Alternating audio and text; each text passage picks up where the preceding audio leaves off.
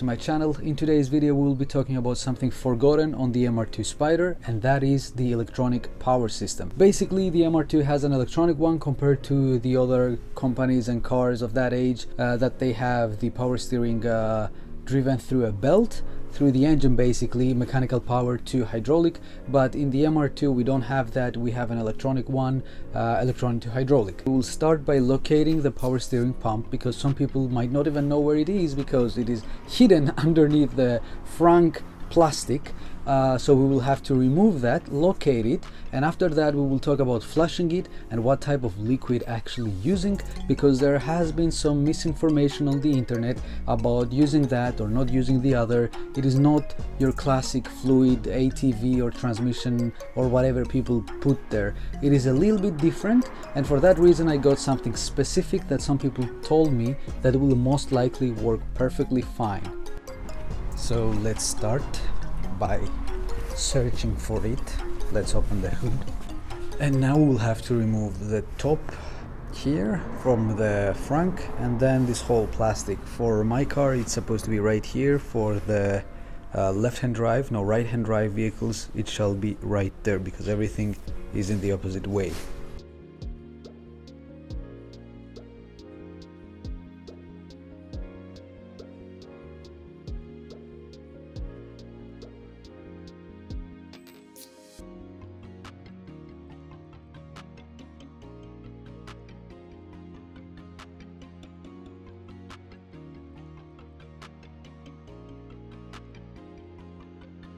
Alright, well, we did locate it, and I had to change my clothes because yeah, we'll have to work with some dirty things here. But I have another problem. The thing is that I thought I bought 2 liters of this oil just for the peace of mind, because it's gonna take 1.2, 1.3 approximately, but I just have 1 liter because I bought 2 of them, basically 500 ml, not even 500 ml each, 400 and something else. Those are the ones we will be using. Don't look at anything else here. Those are for a different video with the flywheel bolts and everything. But yeah, let's talk about what we actually need. So people actually buy the Toyota ones because they think they are the best, but unfortunately they are no longer on the market. They don't sell them no more, at least for the American one. In the European one I didn't even check because I wouldn't buy them. They're already so expensive for just power steering fluid. But anyways, the one that you're gonna need instead of buying the Toyota one is the Nissan, if you can find it. It is the same thing, or at least they claim it is. And here you have Toyota PSF type electronic EH, and this is the part number for it. Basically I think those come to 2 different paints. Actually there is the red one, clear, and this is the black bottle. I don't really think they have something different. I tried to find source of information for that, but no. But I'm just really scared that we don't even have a liter. So yeah, let's have a look. To begin with, let's open the cap. Pretty gunky, pretty dirty. They say you're not allowed to use any other liquid than the OEM one, or the specific for the electronic type of power steering, but I actually topped it up once with a completely different ATV. I don't remember it because it was a little bit low, and I'm like, okay, this is for the power steering, let's put it here. And I'm really scared that I might have ruined it. So if for any reason it is bad, or it will go bad after this change, I don't really mind. I will just completely remove this unit and go the strong man way without a power steering pump.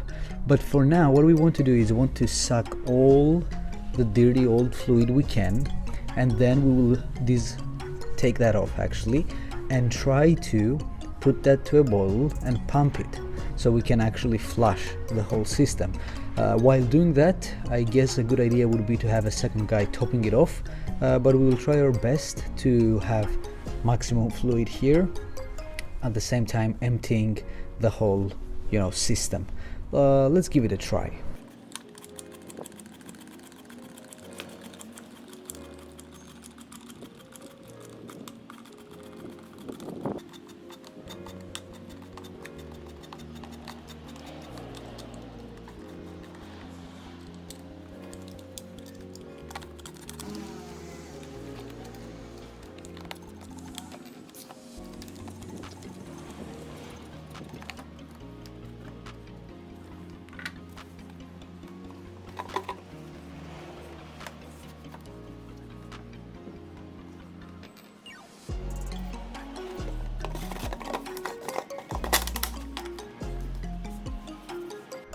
that's our current setup. Basically, you want that hose to be as close to the OEM position right here as possible. I don't know why, but I just read that, so we're gonna do it so it's not really far away, it's not looking down or anything else. And we emptied it pretty nicely. Nothing literally there. You can see through here some bolts and the whole assembly. We'll have to clean that too. So the idea now is that we're gonna top it off with the new liquid, then we will raise the car, the front only, and we will go 3 times left, right, 1 time, and 2 more left, right, then turn on the engine, and after 3 or 4 seconds shut it off, do it again, 1 2 1 2 1 2, and we will recheck. Meanwhile, if you have a second guy, it will be a great idea to always have him here washing for the liquid and topping it off, but some people didn't even do it that way. They let it completely dry, and I thought of maybe air bubbles will be trapped in, and for that reason we will try to not go completely empty and always have this reservoir close to full. So yeah, let's give it a try. Let's get a quick update. We raised the front of the car. We have connected everything properly, nothing to connect basically, just remove this, put it on the bottle. Now what we're gonna do is I will get in the car, put it to on the key, and then do that 1 2 1 2 1 2 as I said. So let's give it a try and see if we will get some fluid going.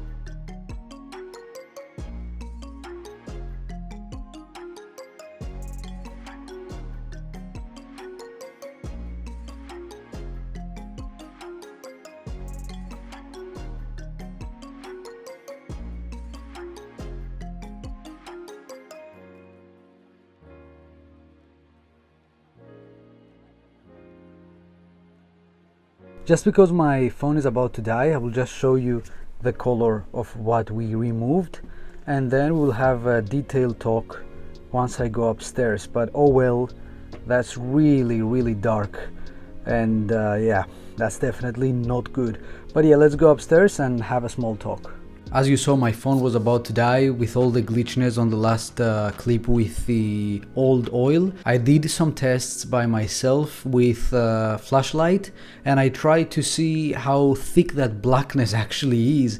And trust me when I say it's diesel, used diesel oil density and blackness, darkness, I do really mean it. And what I want to say with that is that we see black oil when you use it almost on everything, engine, this and that, even on the clutch master cylinder. Sometimes that yellowish liquid gets really dark, but that was definitely a different type of black, because it was like nothing, literally no light would pass through it.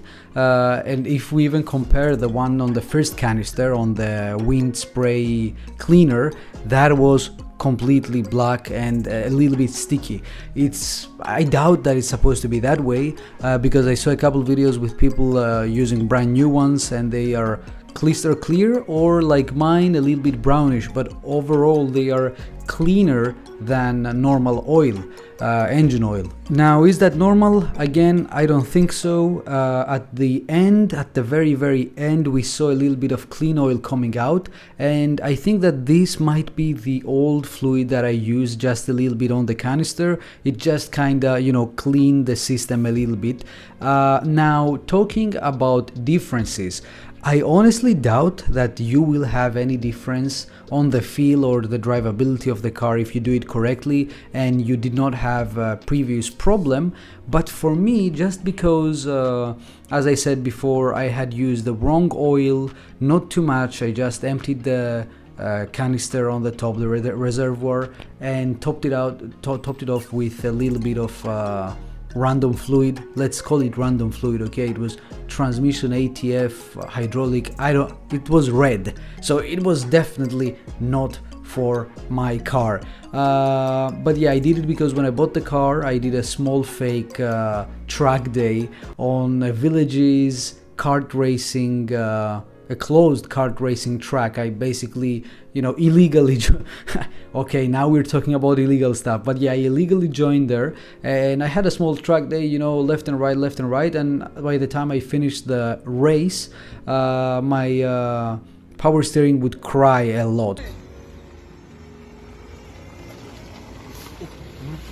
And after that, I was like, okay, let's wash whatever we can. Let's, take it off the reservoir and add whatever I had in my hand, and that was it. So what did happen now though? First of all, the 1 liter was just enough. I was about to get really lucky and completely finish it and be safe, but after I drove the car and I connected everything back together, I saw that I'm missing just a little bit, so I would like 100, no, 100 is way too much, but just a little bit. So the people that use more, I guess they flushed the system and they cleaned it too, because by the moment I saw all the black oil through the window, what was basically, I don't know if the camera catch that, but I was through the window of the car, and I was watching what liquid we were getting out of the hose, and once all that black went away, faded, and I saw clean, I just did a little bit, like 5 or 6 seconds more average, and that's when I stopped. So if people go over that period and they do more flushing, more cleaning, because they want to clean everything perfectly, I guess you would need like 200 mLs more. With that being said, I teased you 3 or 4 times.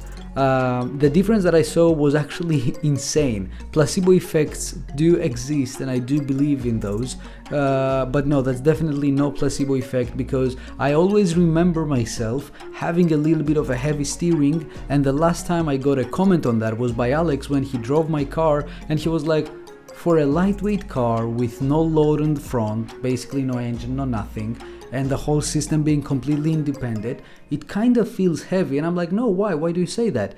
And now I just finished the whole flushing thing, and it's so much lighter.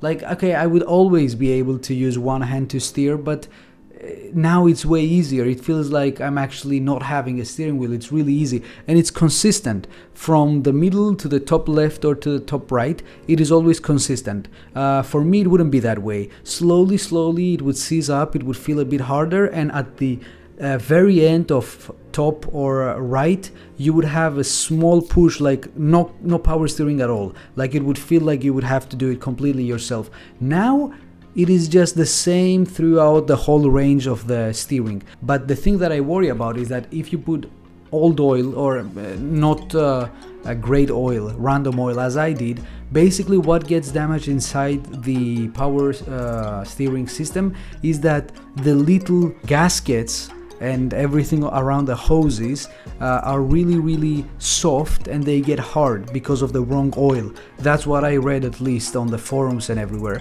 And if that happens, it starts leaking, and after leaking, you know what's happening, one day it will eventually fail. So for me, there were never leaks. It never felt like it was lower than before. But yeah, if the damage is already done and now it will slowly go towards failing, that will be unfortunate. But just because I think we caught it early, before any leaks or any issues, I think we just saved a lot of money, because the power steering actually costs a bunch. Even used, it's like $200 to $300. But again, keep watching or subscribe to my channel, because right now is 7/3 2025 basically. So if it's 2026 by the time you're watching this video, I would actually go ahead and check my channel to see, oh, maybe he did an update on that. Oh, if you see a video of me saying how to delete the power steering on an Mr2 Spyder, well, guess what, it failed. But again, I really doubt it, because it is way better than before, and there were no actual signs of, you know, failing, unless you can see this complete black mess that we removed through the power steering system. I think that's it about the testing. Actually, I didn't exactly do 3 to the left and 3 to the right. By the time you actually put the ignition on completely, not like turn the engine, but once you hear the pump trying to suck the oil, it will be really quick, as I said previously. So be aware, go quickly there. About bleeding it, I am stupid. I read it somewhere that, oh, you shall not supposed to let air go in, but oh well, why? The whole thing actually kinda bleeds itself again and again. You basically get the oil from the reservoir, you get it through all the lines, anywhere it's supposed to go, and then back to the top through the hose we removed. So basically, if there is air trapped, it will immediately go to the cap. So 1 or 2 days you can go there, open it just for peace of mind, even though I think it's made in order to let and release some pressure.